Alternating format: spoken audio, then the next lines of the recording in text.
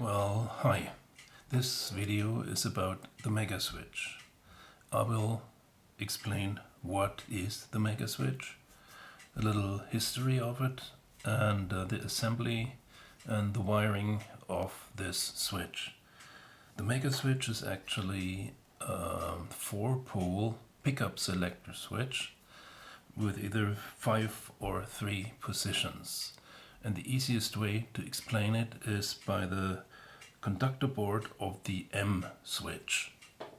What you can see here quite clearly is the 4 segments in the middle and the 5 conductors going from each one that will be connected when the rotor is turning. And you have them marked from A and 1 to 5, B 1 to 5, and C 1 to 5, and D 1 to 5. So A, B, C, and D, that's the 4 so-called poles.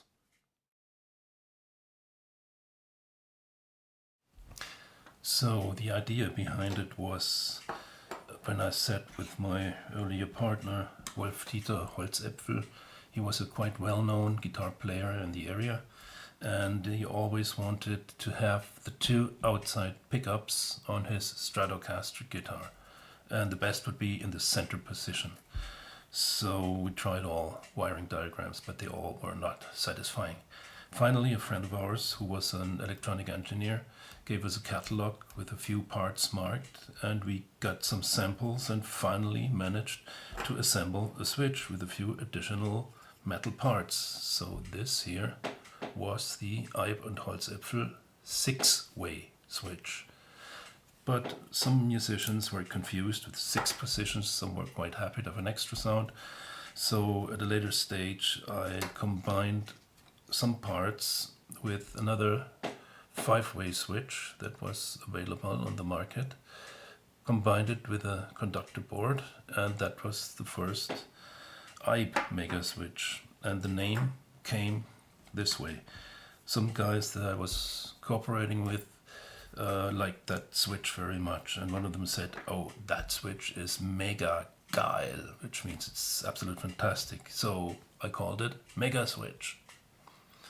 Then later the Schaller hardware maker called, who I had given a sample of the old Eyb and Holzäpfel switch, and he said, "Oh, we're interested in making that." They must have heard that I've sold that first Megaswitch quite well. So the second generation of the Megaswitch was this one. It says made by Schaller, Germany. I don't know if you can read it here, but that went on for quite a long time until the team there changed and they did not keep their agreements that they had made with me, and I had no switch, so I made a new one, of course. And I'll show you how it's being assembled, tested, and then wired. I have to change rooms because I need the solder. So here we see all the components that the switch is made of. We see here some assembly screws and contacts, springs, rotor, washers, different sizes, the gear, and the conductor board. So these go in first, then the switch, then the 0.6 millimeter washers, and the 10 millimeter washers.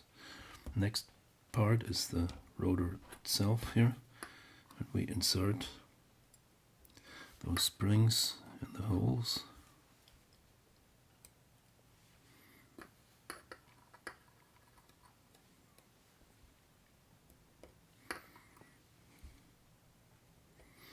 And on top of them, those contacts.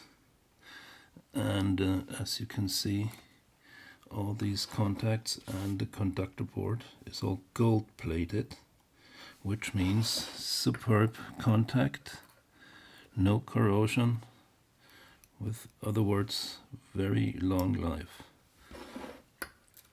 So one last one.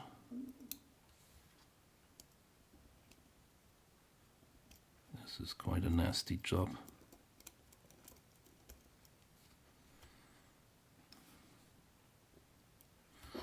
So on top of it, the conductor board, which is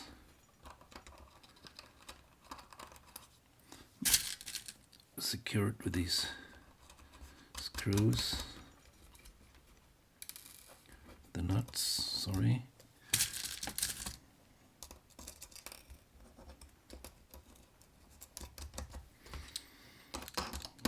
Tighten them. And the masterpiece is done.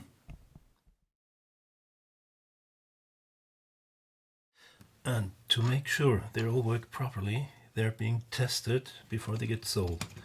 And this is a homemade machine that my brother made. And we hook up the switch, press this button, and we see blinking green lights, which means all functions are good.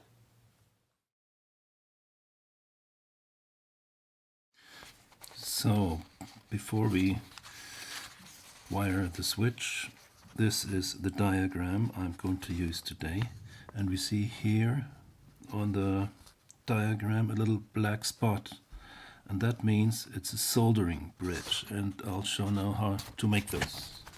Now, to make a soldering bridge on a Megaswitch, you need the iron and solder, and you heat up the both terminals to be connected, and just let the solder flow until the gap is closed.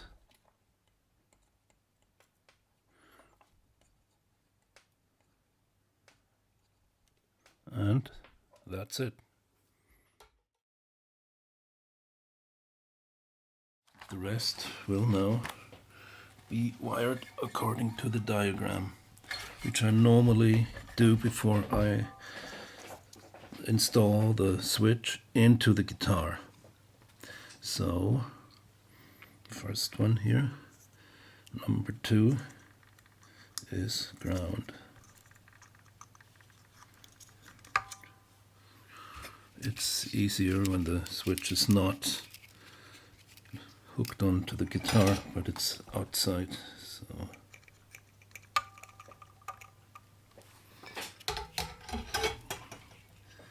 this number 4 is the serial link of the bridge pickup, and I'm using those two cables separately, so in case of wiring errors it's much easier to correct.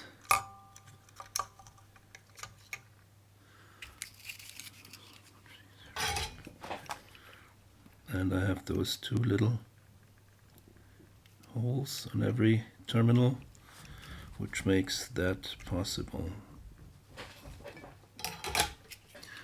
So number 5 is the plus pole of the neck pickup.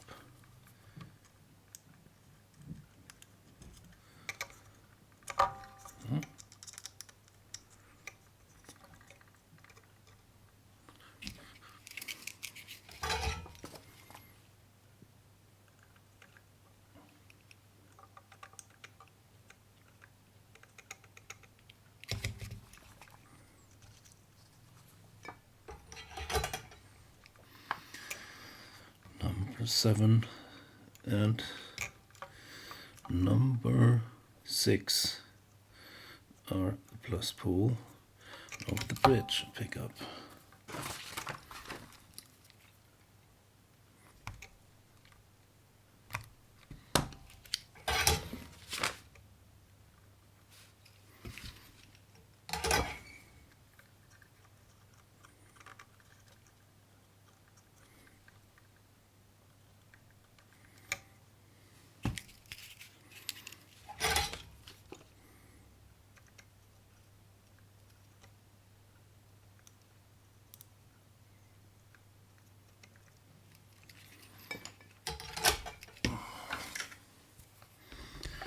So we need now a jumper cable between 6 and 7.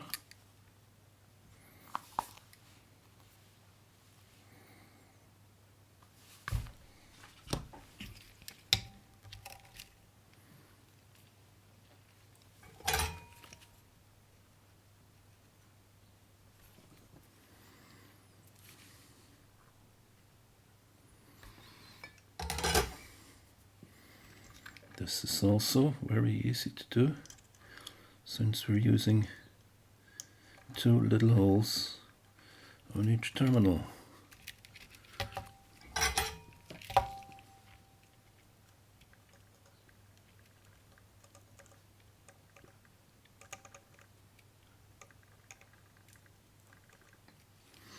Right, and number 8 is the output.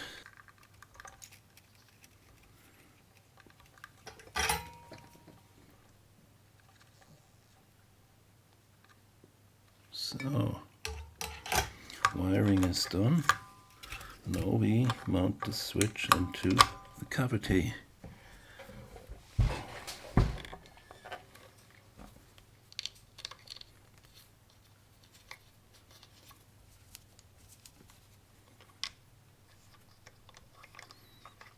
And of course, the last thing we do is we try if it all works properly.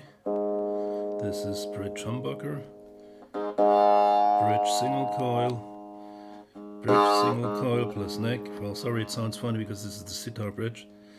And we have bridge humbucker, neck single coil, and neck single coil alone. It works.